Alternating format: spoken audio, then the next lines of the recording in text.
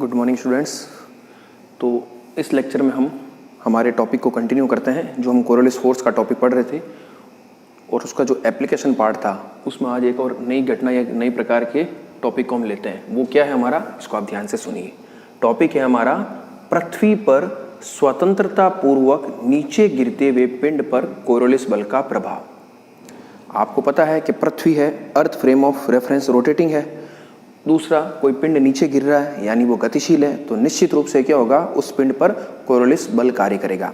तो उसका प्रभाव क्या होगा, प्रभाव का सिंपल सा अब तक आप मतलब समझ चुके हो। कोरोलिस बल के कारण क्या होता है, कोई भी गतिशील पिंड होता है वो अपनी गति की मूल दिशा से क्या होता है, विक्षेपित होता है। और किस दिशा में होता है उसका निर्धारण हम किससे करते हैं, कोरोलिस बल से करते हैं। तो यहाँ पर भी हम यही देखेंगे कि जो कोई पिंड अगर नीचे गिर रहा है तो वो बिल्कुल ऐसे सीधे नहीं गिरेगा, इस पर क्या लगेगा, इस गिरते हुए पिंड पर कोरोलिस बल लगेगा, जिससे इसकी दिशा क्या हो जाएगी, विक्षेपित हो जाएगी। अब वो इधर होगी या इधर होगी, वो अभी हम डेरिवेशन को जब कंप्लीट करेंगे तो आपको पता चल जाएगा। और वेरी इंपॉर्टेंट डेरिवेशन है, एग्जाम में अल्टरनेटली ये बड़ा क्वेश्चन 10 नंबर का पूछा जाता है, ठीक है ना। तो इसको आप बड़े आराम से ध्यान से समझिए, बहुत ईजी है, आपको आराम से समझ में भी आ जाएगा।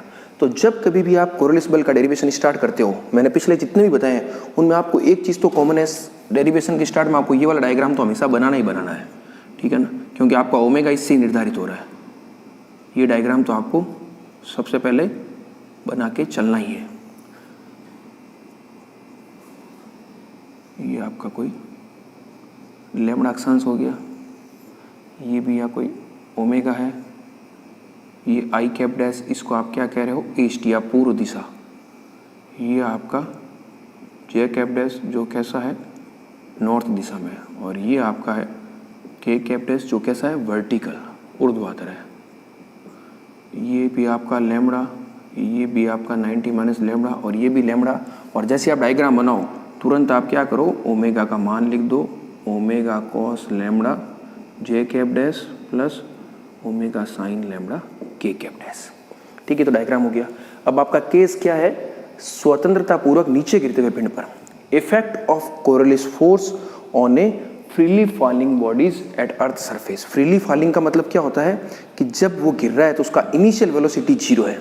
एक तो क्या होता है, आप किसी चीज़ को फेंकते हो, जब फेंकोगे तो इनिशियल वेलोसिटी कुछ ना कुछ होगी, और एक आप छोड़ रहे हो तो उसकी इनिशियल वेलोसिटी क्या है, 0 है। तो इस स्वतंत्रता पूर्वक या फ्रीली फॉलिंग बॉडी का मतलब क्या होता है, इसका प्रारंभिक वेग क्या होगा, 0 होगा। तो ये छोटी छोटी चीज़ें हैं जो आप जब भी इस लेक्चर को सुनो तो साइड में नोट करते रहो। बेसिक फिजिक्स है, कभी कभी जनरली क्या होता है कि इन चीज़ों के बारे में जानकारी थोड़ी कम होती है। अगर है तो बहुत अच्छी बात है, नहीं है तो आप कॉपी के साइड में एक छोटा सा मार्जिन बना के आप लिख सकते हो भाई स्वतंत्रता पूर्वक का मतलब क्या होता है, प्रारंभिक वेग 0 होता है। क्योंकि छोटे छोटे कॉन्सेप्ट्स होते हैं फिजिक्स में जो बहुत ही समझने के काम आते हैं, ठीक है। और हम इस लेक्चर सीरीज में किसी भी स्थिति में फिजिक्स को जटिल बनाने का प्रयास नहीं करेंगे। जितना संभव हो सकता है बहुत आसान शब्दों में, आसान भाषा में और आसान तरीके से पढ़ने और पढ़ाने का काम रखेंगे हम दोनों ही, ठीक है। आप और हम मिलकर के इस चीज़ को बड़े आसानी से हैंडल कर लेंगे। जटिलता में ज़्यादा नहीं उलझना है हमें, चीज़ों को आसान बनाना है। तो अब देखो, पृथ्वी पर कोई स्वतंत्रतापूर्वक नीचे की ओर गिर रही है, वर्टिकली डाउनवर्ड गिर रही है, तो उसके लिए v कैसे लिख सकता हूँ। अब आपको पता है वर्टिकल डायरेक्शन में है तो उसकी जो दिशा होगी वो क्या होगी, के कैप डैश होगी। और ये के कैप डैश पॉजिटिव क्या है, वर्टिकली अपवर्ड है, और पिंड तो डाउनवर्ड आ रहा है तो उसकी दिशा क्या हो जाएगी, माइनस के कैप डैश हो जाएगी। तो उसके लिए अगर मैं v डैश लिखना चाहूँ तो v डैश को मैं कैसे लिखूंगा, v डैश को लिखने के लिए आपको ये भी पता है कि v का फॉर्मूला होता है न्यूटन की गति के समीकरण v = u + at, और अगर g की बात करें तो v u + gt हो जाता है। या इसको आप क्या लिख सकते हो, या v = gt, ठीक है। तो u तो क्या है, 0 है, तो v का मान क्या होगा, केवल gt। तो इसको मैं क्या लिख दूंगा, gt और माइनस के कैप डैश। तो v डैश क्या हो जाएगा आपका, माइनस gt के कैप डैश। इस चीज़ को आप ध्यान रखिए डायरेक्शन का। एक छोटा सा कन्फ्यूजन हो रहता है, हम जनरली हम क्या कहते हैं कि जब ये u + gt लिखते हैं, u + at, तो u - gt लिख देंगे भाई, हम कहते हैं कि g हमेशा नीचे होता है। तो इसको अगर आप -g लिख रहे हो तो फिर k को -k कैप मत लिखना, क्योंकि फिर दोनों सेम चीज़ होगी ना। अगर आप g को नीचे दर्शा रहे हो और k -k भी क्यों लिख रहे हो, क्योंकि g नीचे लग रहा है इसीलिए तो आप -k लिख रहे हो। तो दोनों माइनस मत करना, या तो g को -g लिखो तब k को +k लिख देना, क्योंकि डायरेक्शन क्या होगी, अपना मैनेज हो गई। कभी कभी हम क्या होता है दोनों डायरेक्शन को मैच कर देते तो फिर क्या हो जाता है, डायरेक्शन आपकी ऑपोजिट आ जाती है, ठीक है। तो ये आपके क्या आ गया, v आ गया। अब बस आपको v पता चल गया, ओमेगा पता चल गया, तो इस पिंड पर लगने वाले कोरियोलिस बल का मान निकाल सकते हैं। तो आप आगे क्या लिखोगे कि इस पिंड पर लगने वाले कोरियोलिस बल का मान निम्न प्रकार लिखा जा सकता है। तो चलो हम लिख देते हैं, F Coriolis is equal to 2m omega cross v dash minus 2m, ये आपका i कैप डैश, ये आपका j कैप डैश और ये आपका k कैप डैश। ओमेगा की वैल्यू तो ये रही, omega cos lambda, omega sine lambda, और ये जीरो और ये माइनस gt। इसको ओपन कर लेते हैं, minus 2m i cap dash this और दिस, तो ये क्या हो गया, minus gt omega cos lambda, और j कैप डैश लोगे तो ये भी जीरो, k कैप डैश लोगे तो ये भी जीरो, तो सब पद कैंसिल हो जाएंगे, केवल ये पद बचेगा। तो फाइनली आपका F कोरियोलिस क्या आ गया, माइनस माइनस प्लस, तो 2m gt omega cos lambda i cap dash. ये वेरी इंपॉर्टेंट है। इसकी दिशा किधर आई, i कैप डैश की तरफ आई। i कैप डैश का मतलब क्या हो गया आपका, ईस्ट डायरेक्शन। कौन सी डायरेक्शन हो गई, ईस्ट डायरेक्शन। तो इसका मतलब क्या हो गया कि स्वतंत्रता पूर्वक, और हम बात किसकी कर रहे हैं, उत्तरी गोलार्ध की। तो देखो निष्कर्ष सुनिए आप आराम से, उत्तरी गोलार्ध में स्वतंत्रता पूर्वक नीचे गिरते हुए पिंड पर कोरियोलिस बल लगता है, जिसके कारण उस पिंड की जो दिशा है वह अपनी मूल दिशा से पूर्व दिशा की ओर, आई कैप डैश कौन सी आपकी, पूर्व दिशा की ओर विस्थापित या विक्षेपित हो जाता है। तो कहने का मतलब क्या हो गया कि अगर मान लो ये कोई पिंड इस तरह से नीचे आ रहा था, मान लो, तो ये आना तो इस तरह से चाहिए था, लेकिन इधर नहीं आएगा। इधर आपकी क्या है, आई कैप डैश, और इधर आपकी क्या है, जे कैप डैश। अब ये जे कैप डैश नहीं, याद रखिए ये तो के कैप डैश है, मैं इस तल की बात कर रहा हूँ, वापस कंफ्यूजन मत करना। ये आई कैप डैश है, ये जे कैप डैश है, तो ये डायरेक्शन जे कैप डैश नहीं, ये डायरेक्शन तो कौन सी है, के कैप डैश है। जे कैप डैश क्या, इस तल वाली डायरेक्शन है। कंफ्यूजन बिल्कुल मत होना, क्योंकि 3D की चीज को हम 2D में इसी तरह से दर्शा नहीं सकते, सिर्फ मैं समझा सकता हूँ, ठीक है। और कंफ्यूजन हो तो इसको छोड़ दो आप बस। चलो ये आई कैप डैश है, तो ये ऐसे नहीं आएगा, ये क्या होगा, इस पर कोरियोलिस बल लगेगा इधर, तो ये कण किधर आएगा, इस तरह से। तो आपको पिंड कहाँ मिलेगा, ये जो पिंड यहाँ से गिर रहा था वो पिंड आपको मिलेगा यहाँ पर। ये इतना इसमें क्या आ जाएगा, विस्थापन आ जाएगा। क्या आ जाएगा, विस्थापन आ जाएगा। पिंड आपको यहाँ नहीं मिलके यहाँ मिलेगा। तो अब हमारा अगला काम क्या होगा, इसके नीचे तो आप क्या निष्कर्ष लिख दोगे कि उपरोक्त से स्पष्ट है कि उत्तरी गोलार्ध में यदि कोई पिंड स्वतंत्रता पूर्वक नीचे की ओर गिर रहा है तो उस पर कोरियोलिस बल पूर्व दिशा की ओर लगता है, जिसके कारण पिंड अपनी गति की मूल दिशा से पूर्व दिशा की ओर विक्षेपित या विस्थापित हो जाता है। इसी प्रकार दक्षिणी गोलार्ध में कण जो होगा वो पश्चिम दिशा की ओर विस्थापित हो जाएगा। पूर्व की उल्टी क्या हो जाएगी, पश्चिम। तो ये तो निष्कर्ष आप इसके नीचे लिख दोगे, वेरी इंपॉर्टेंट है। कभी कभी ऐसा भी पूछ लेते हैं, सिद्ध कीजिए कि इस प्रकार की स्थिति के लिए उत्तरी गोलार्ध में कण पर लगने वाले कोरियोलिस बल के कारण कण अपनी मूल दिशा के पूर्व की ओर विस्थापित हो जाता है। तो फिर आप ये ला करके वो निष्कर्ष लिख देना। अब ये कितना विस्थापित होगा, ये विस्थापन मान लो इसको मैं एक्स डैश कह रहा हूँ, ये तो मान लो यहाँ तक आना चाहिए था लेकिन ये इधर चला गया। इस विस्थापन को मान लो मैं एक्स डैश कह रहा हूँ, तो इस एक्स डैश का हमें क्या निकालना है, मान निकालना है। तो उसको कैसे करेंगे, वेरी बेसिक फिजिक्स है और वेरी बेसिक मैथमेटिक्स है, उसको हम डील करते हैं। आपको पता है बल जो होता है, बल क्या होता है, एम ए इजिकल टू क्या होता है, आप जब न्यूटन की गति के समीकरण लिखते हो तो आप कैसे लिखते हो कि कोई भी जो बल है आपका वो क्या होता है, एम ए या एम d2x अपॉन dt2, ऐसे लिखते हो। तो ये बल है, तो इससे मैं गति की समीकरण क्या लिख सकता हूँ, इससे मैं ऐसा लिख सकता हूँ m d2x डैश, और x डैश ले लिया था हमने यहाँ पर, इसको आप डायग्राम को बना लेते हैं एक बार।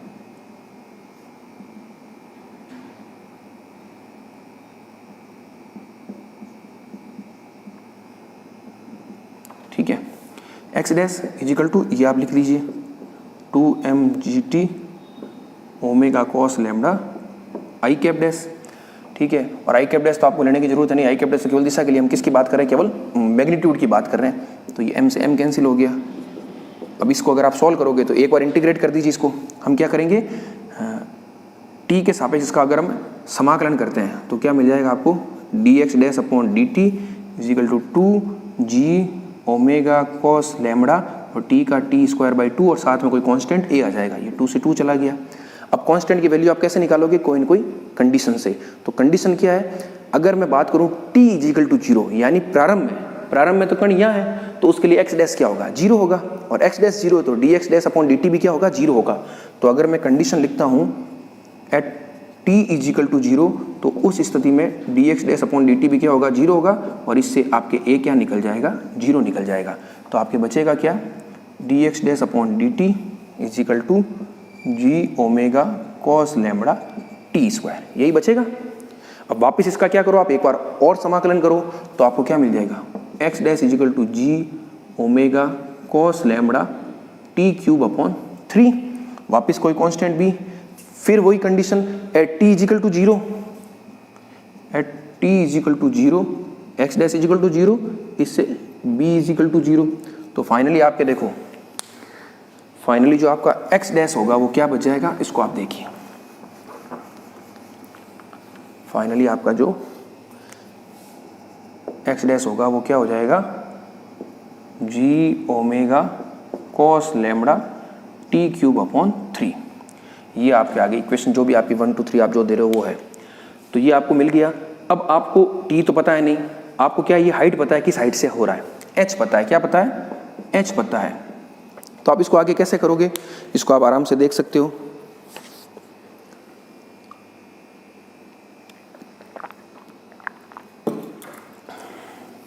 आपको एक न्यूटन की गति की समीकरण पता है, S is equal to U T plus half A T square, या इसको आप H is equal to U T plus half G T square लिख सकते हो। तो यहाँ से मैं क्या करूँगा, एच मुझे पता है और यू क्या है, यू आपको पता है, यू तो 0 है, प्रारंभिक वेग क्या है आपका, 0 लेके चल रहे हो। तो इस समीकरण से आपके टी क्या आ जाएगा, देखो टी क्या आ जाएगा, 2h अपॉन जी का रूट। ये आएगा कि नहीं आएगा टी समीकरण से, क्योंकि आपको h पता है, g पता है, टी आपको पता नहीं है। तो जो पता नहीं है उसको हम हटा देते हैं। तो टी आपके क्या आ गया, 2h अपॉन जी। ये सब चीज़ आप साइड में नोट करते रहना। 2h अपॉन जी आ गया, तो यहाँ लिख देता हूँ मैं, t is equal to root 2h upon g. तो ये लो जी ओमेगा कॉस लैम्बडा और 2h अपॉन जी, ये बाई 3 तो नीचे है, और इसकी पावर हो जाएगी 3/2। तो ये आपके विस्थापन आ गया। अब कभी कभी वो सिद्ध करना पूछते हैं तो इस 2 को कभी बाहर ले आते हैं, मान लो, ठीक है ना, तो आप आराम से कर सकते हो। इसको और अगर सिंप्लीफाई करना चाहूँ तो मैं कैसे कर सकता हूँ, इसको मैं 2/3 ओमेगा कॉस लैम्बडा और 2, एक मिनट रुकिए, वैसे इसको ऐसे ही पूछा जाता है, इसको आप ज़्यादा कन्फ्यूजन मत होइए, ठीक है ना। मतलब कहने का मतलब है ये आपका एक्सप्रेशन आ चुका है। अब इसको वो जैसे भी एडजस्टमेंट 2 को बाहर लेना चाहे, अंदर कुछ भी करे, अगर सिद्ध करना पूछे तब वो आप निकाल दो, और अगर आपको सिद्ध करना नहीं पूछे, केवल एक्स डैश का मान पूछे, तो आप यहाँ तक निकाल सकते हो 1/3 g omega cos lambda 2h upon g की पावर 3/2। ये आपकी क्या आ गया, विस्थापन आ गया। ये जो मान है वो आपको मिल गया। तो ये वेरी इंपॉर्टेंट डेरिवेशन था। मैं एक बार इसको बोल देता हूँ कि यदि कोई पिंड पृथ्वी तल पर उत्तरी गोलार्ध में स्वतंत्रता पूर्वक नीचे की ओर गिर रहा है, तो उस पर कोरोलिस बल लगेगा। उस लगने वाले कोरोलिस बल के कारण पिंड अपनी गति की मूल दिशा के पूर्व दिशा की ओर विस्थापित हो जाता है, वहीं दक्षिणी गोलार्ध में पश्चिम दिशा की ओर विस्थापित हो जाता है। और कितना विस्थापित होता है उसका मान हमने निकाल लिया। अब इसका एक एप्लीकेशन है, वेरी इंपॉर्टेंट है। देखिए, डेरिवेशन को पढ़ना समझना एक अलग बात है, और फिजिक्स को डेली लाइफ में यूज करना एक अलग बात है। वो आपको सीखना है, ठीक है ना, तब आपके फिजिक्स पढ़ने की सार्थकता है। वरना डेरिवेशन तो आप आराम से सीख सकते हो, कोई बड़ी बात नहीं है। तो जिस तरह से हमने जो कोरोलिस बल में हमने क्षैतिज घटक देखा था कि किस तरह से वो दाईं ओर और बाईं ओर विक्षेपित करता है, उसके आधार पर हमने खूब सारी फिजिकल इवेंट्स को समझा था, मानसून की घटना को समझा था, जो रिवर बैंक का इरोजन हो रहा था उसको समझा था, चक्रवात की जो दिशा है क्लॉकवाइज या एंटी क्लॉकवाइज उसको हमने समझा था। तो इसी प्रकार से इस घटना का भी एक फर्क पड़ता है। आपने देखा होगा रॉकेट लॉन्चिंग होती है, ठीक है, इसको आप थोड़ा देखो एक बार। जब आप रॉकेट लॉन्च करते हो तो भारत के संदर्भ में मैं आपको एक चीज़ बताना चाहता हूँ। ये इंडिया का मैप है, ठीक है ना, ये पूरा ऊपर नहीं बना रहे। रॉकेट लॉन्च जनरली हमने देखा है भारत में जो श्री हरिकोटा अंतरिक्ष केंद्र है वहाँ से होता है, और वो किधर है, इधर आंध्र प्रदेश इस साइड में, इस साइड में वो आपका। तो अब आप पूछोगे इधर से क्यों हो रहा है, इस तट से क्यों नहीं हो रहा है, या कहीं और से क्यों नहीं हो रहा है, तो इसका भी बहुत बड़ा कारण इसमें छुपा हुआ है। अब आप देखिए, जैसे आपने रॉकेट लॉन्च किया, और मान लो रॉकेट क्या हो गया, सही ढंग से लॉन्च नहीं हो पाया, विफल हो गया, तो वो क्या होगा, नीचे गिरेगा। तो स्थिति कैसी होगी, ये स्थिति होगी कि नहीं होगी, स्वतंत्रतापूर्वक नीचे की ओर गिरता हुआ पिंड है, और भारत कौन सा है, उत्तरी गोलार्ध में है। तो जब कोई पिंड स्वतंत्रतापूर्वक गिरेगा तो वो सीधा नीचे नहीं गिरेगा, उस पर बल लगेगा, वो क्या होगा, पूर्व की ओर विस्थापित होगा। अब आप देखिए इधर से क्यों कर रहे हैं, अगर मान लो आप इधर से कर रहे हो तो जैसे ये ऊपर गया और नीचे गिरेगा तो ये किधर होगा, इस तरफ विस्थापित होगा। ये जब नीचे ऐसे नहीं गिरेगा, ये क्या होगा, इधर गिरेगा, और इधर क्या पूरा आपका समुद्री क्षेत्र है। तो समुद्री क्षेत्र होने के कारण क्या होता है, जान माल की हानि से आप बच सकते हो। लेकिन अगर मान लो इधर से करते हो तो ये किधर होगा, इधर कहीं गिरेगा, और ये पूरा क्या है, स्थलीय क्षेत्र है जहाँ पर जनसंख्या का निवास है, तो उससे क्या हो सकती है, जान माल की हानि हो सकती है। तो हालांकि रॉकेट लॉन्चिंग के और भी खूब सारे कारण होते हैं, ठीक है ना, पर्टिकुलर अक्षांश विस्तार वगैरह, उसको किस तरह से लॉन्च किया जाता है, वो खूब सारे कारण हैं, लेकिन ये भी एक कारण है कि कोरोलिस बल के प्रभाव को भी ध्यान में रखा जाता है। तो यही कारण है कि भारत में जो रॉकेट लॉन्चिंग होती है वो उसके पूर्वी तट की तरफ से होती है, पश्चिमी तट की तरफ से नहीं होती है। क्यों, क्योंकि उत्तरी गोलार्ध में स्थित होने के कारण पूर्व की ओर विस्थापित होगा, कण नीचे गिरता हुआ, तो इस कारण से अगर इधर कोई विफल हो गया तो वो क्या हो जाएगा, समुद्र में ही गिर जाएगा। इधर होगा तो वो स्थलीय क्षेत्र में गिरेगा जहाँ पर जनसंख्या का निवास है, तो जान माल की हानि हो सकती है। तो इस तरह से आप इसके एप्लीकेशन पार्ट को भी समझ सकते हो, और ये वेरी इंपॉर्टेंट है। तो इस लेक्चर में हम यही करेंगे। अब इस टॉपिक में हमारा केवल एक टॉपिक बचा है कि ये तो था स्वतंत्रतापूर्वक नीचे गिरते हुए। नेक्स्ट लेक्चर में हम क्या करेंगे कि अगर किसी पिंड को आप ऊर्ध्वाधर ऊपर की ओर फेंकते हो, ठीक है ना, अभी तो गिर रहा था, अब आप खुद से फेंकोगे तब क्या स्थिति होगी, उसकी हम चर्चा करेंगे। वेरी इजी है, बस बिल्कुल सेम यही पोर्शन है, आपको केवल लिखना कि आपको केवल V' लिखना आना चाहिए। हाँ, उसकी चर्चा हम नेक्स्ट लेक्चर में आराम से डिटेल में कर लेंगे, क्योंकि वो भी क्या है, बड़ा डेरिवेशन है और इंपॉर्टेंट है, एग्जाम में पूछा जाता है। Thank you.